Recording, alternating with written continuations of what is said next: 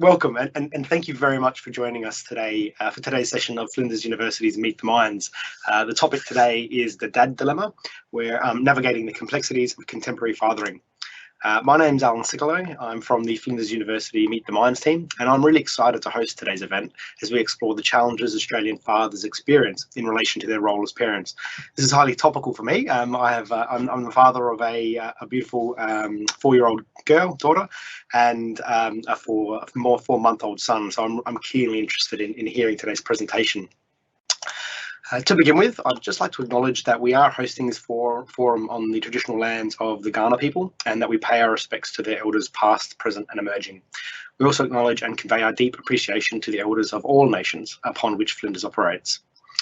This event is delivered as part of our Meet the Minds lunchtime lecture series, where you get to meet some of Flinders University's most engaging minds as they bring their latest research from a diverse range of fields to the general public, to yourselves. Today we are fortunate to be hearing from Dr. Sarah Hunter. She's a research fellow in the Caring Futures Institute in the College of Nursing and Health Sciences right here at Flinders University. Sarah completed her PhD in 2018, which focused on men, masculinities and fathering. In particular, she examined the role of social norms and expectations and how the discourses surrounding these impact on the lives of men and fathers. One of the more notable publications in this area, published in Social Personality, Psychology and Compass, challenged current thinking in the field by arguing that suggestions of shifts in masculinity are overstated. Since completing her PhD, Sarah has conducted research in the field of knowledge translations, focusing on various ways in which we can take research findings and influence policy and practice to make positive, sustainable change in society. As always, we're really keen to make this an interactive session with live Q&As. So today's your chance to participate in the discussion and pose questions to the speaker in real time. We do ask, however, that everybody please treat this forum as a place of respectful engagement, where people are treated with dignity and where differing views are tolerated. I think we're ready to start receiving questions now via the messaging function, so please feel free to do so. And now it is my pleasure to invite Dr. Sarah Hunter. Thank you, Sarah. Thank you, Alan, and thank you for such a wonderful introduction there. Now, as mentioned, I'll be talking today about the dad dilemma and looking at my research that's looked about navigating the complexities of contemporary fathering. So as Alan mentioned, I have been at Flinders since 2018, so this positions me as an early career researcher. So I'm really starting to build the foundation of my research career, and of particular interest for me really is masculinities and fathering. Now, I know Alan did this already, but before I begin today, I would like to acknowledge the Kaurna people, the traditional owners of the land on which I'm presenting here today, and I'd like to pay my respects to them, their culture, and to elders past, present and emerging. So before we really look at contemporary fathering, firstly we must think about, what historically has fathering been and how we understood it. And really, historically, fathers have been positioned as financial providers, and they've been positioned as people who are stoic and emotionally unavailable. But this has changed considerably over the past few decades. We've seen a lot of shifts culturally, politically and economically, which has led to changing social norms and expectations that fathers face. And this has been a positive thing. We have seen a large increase in fathers who are engaged in their children's lives, emotionally, physically and otherwise. But what does this mean and why does this matter? Why is this something that I've been exploring? Now we know, and it makes sense, of course, there's increasing evidence that fathers, it is really important for them to have strong emotional and social relationships with their children. It benefits the fathers themselves, it benefits the children's physiological and emotional development, and it also supports the broader family context, and for society in general, having engaged strong relationships in families is only going to be a positive thing. But why do we need to look at this then? This sounds like this has been a good thing that we don't need to explore anymore. But unfortunately, fathers are facing barriers or challenges to fostering these strong relationships with their children. We know there is increased work-family conflict in contemporary society. There's a lot of change around the social role expectations of what it means to be a father, a mother, or a parent nowadays. And there's also increased pressure regarding competence as parents, and this is faced by both fathers and mothers and any caregiver. So what I'm really passionate about is how do we practically and realistically encourage and support men to take on this opportunity to be involved in their family and children's lives. So I've been researching really from about 2014, and that was from my honours year up until now around what it means to be a father nowadays. And I've looked at it from a few different angles. I've really been interested in what the media has to say about fathers. We know that the media places a big role in our lives, and it impacts on not only how we understand things, it reflects and also shapes what we know to be true. I've also engaged in a lot of theorisation around masculinity and how that's impacted on fathering and families. And also I've started looking at some future work, which I'll talk a bit later in this presentation. But really the main research questions that I've been looking to unpack is really trying to understand the relationship between gender and unpaid care work. So in the past, we know that unpaid care work was really taken on by mothers, but this increase in fathers taking on caring responsibilities, what impact has gender had on that? And also how has this uptake of unpaid care work impacted on gender and gendered understandings? And also in saying that, then how is masculinities impacting on men in their fathering role?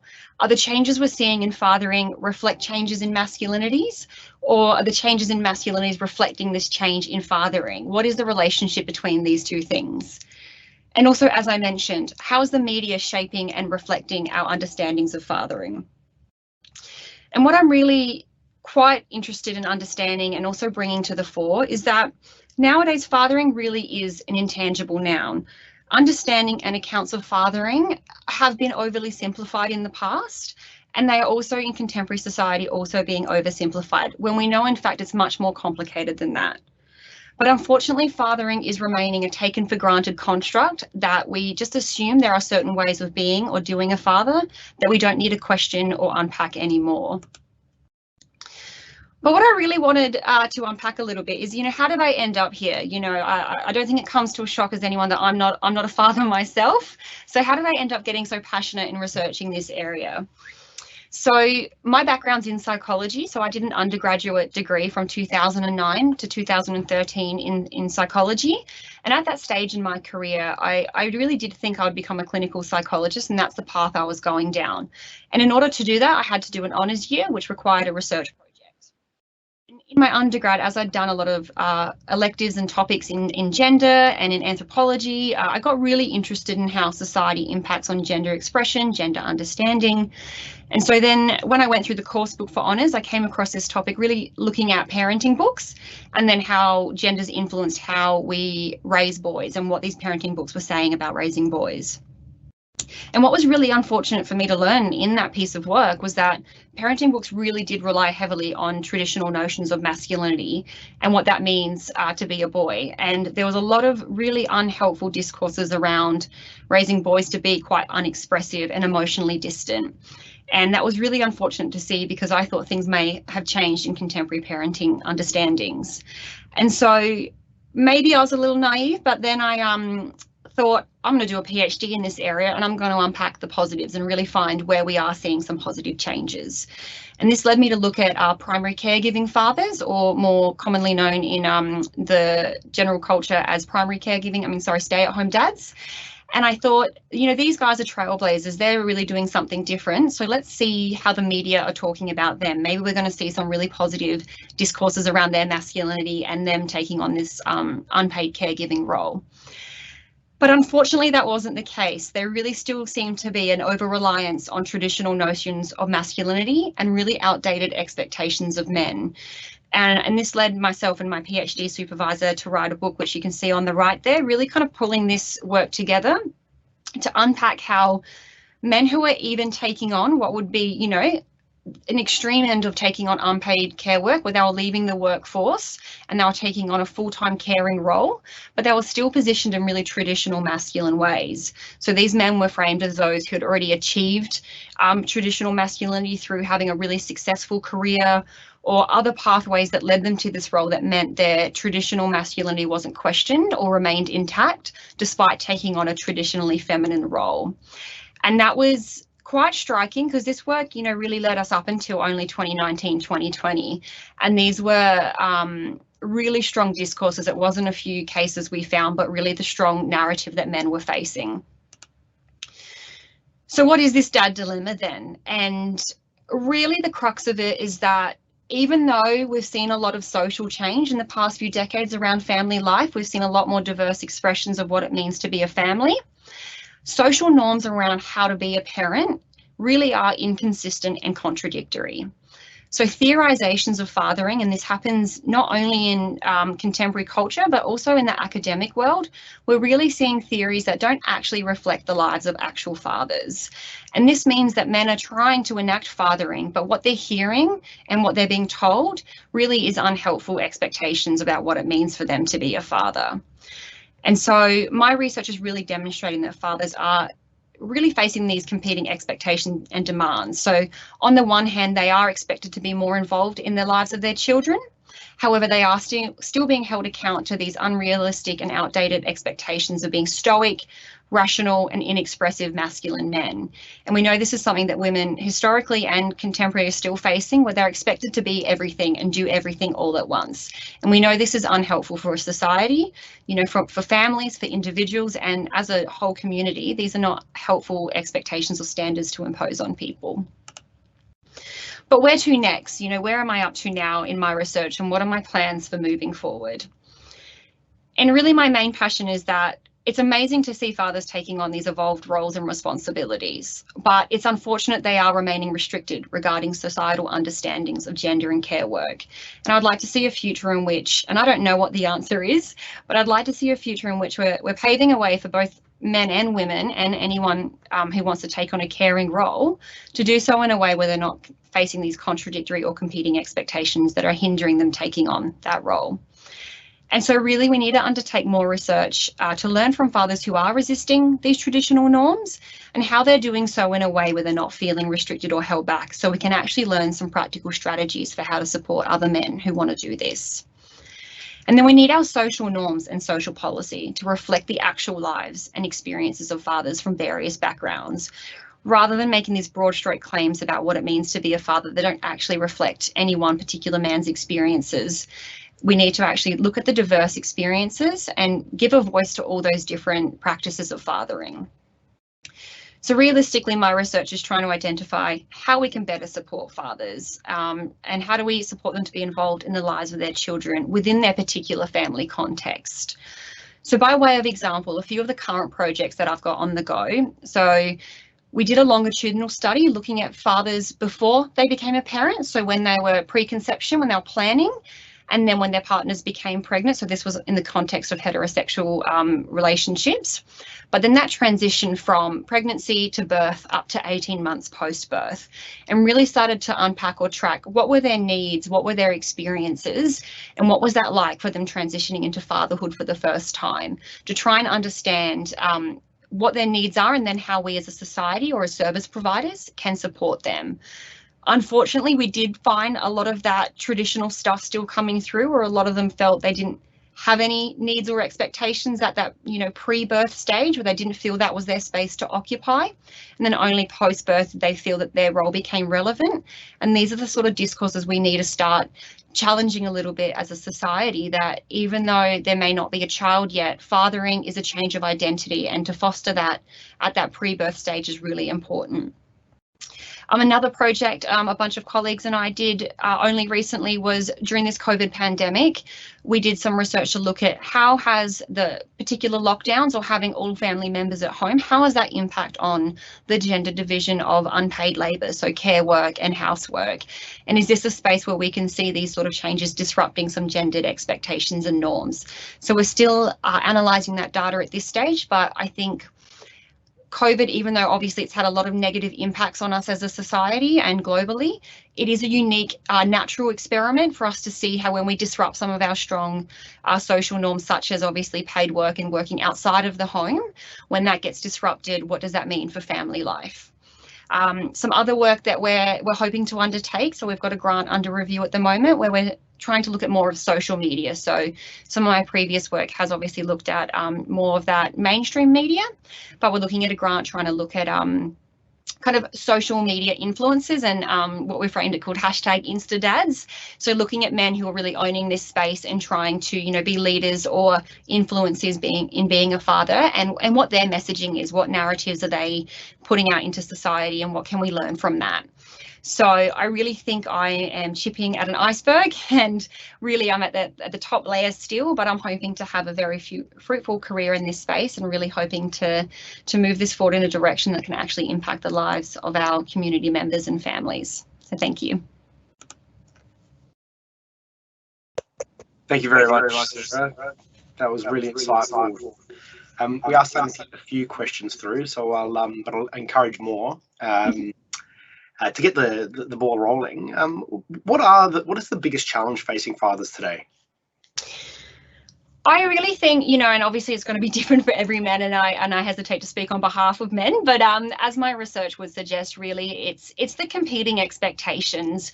And I don't think this is unique to fathers. I think it's a product of contemporary culture in general, that we really instill on people that we need to be everything and perfect at it at all the time. And so even though it's amazing that we socially have made space for men to be more involved, emotional, nurturing caregivers, and that's a wonderful thing, we haven't created space for that in a way that is chipping away at those old expectations of being those traditional masculine providers. So we've just lumped on a new expectation, essentially. And we know from, feminist literature and feminist change that that's something that women have experienced and continue to experience today.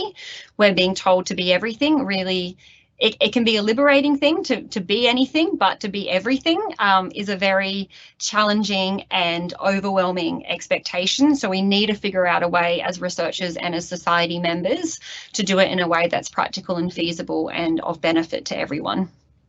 And what impact are the fathers of fathers? What impact do they have on a new father's approach to fatherhood, and what are some of the challenges they might experience?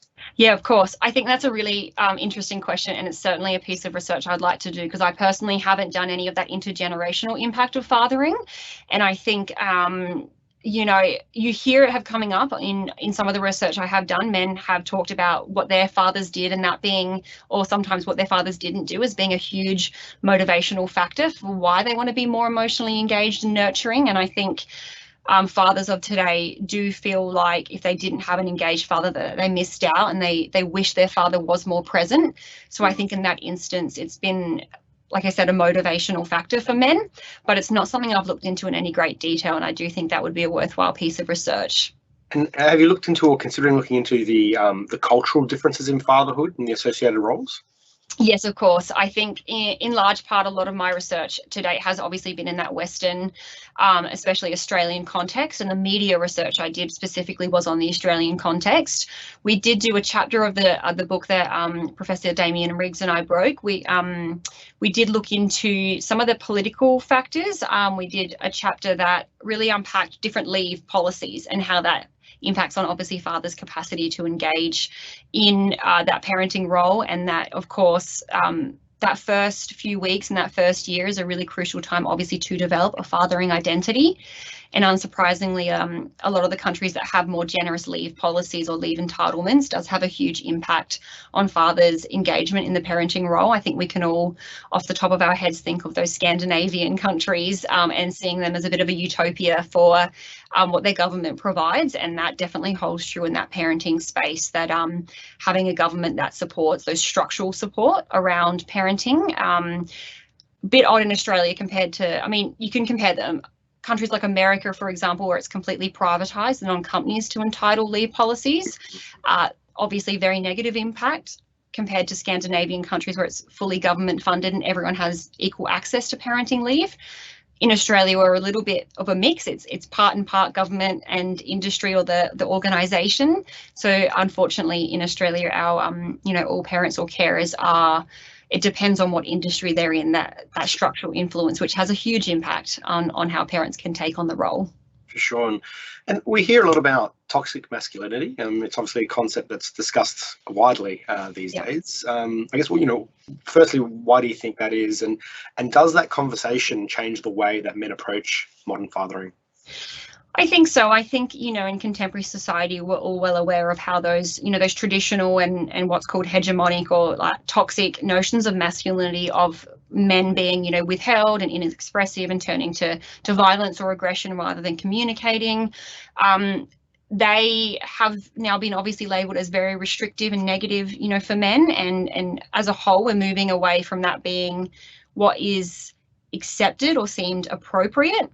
But unfortunately, it's not as simple as we now know that's bad, so that's gone, and there's now new ways of being a man or being masculine that are completely wholesome and positive.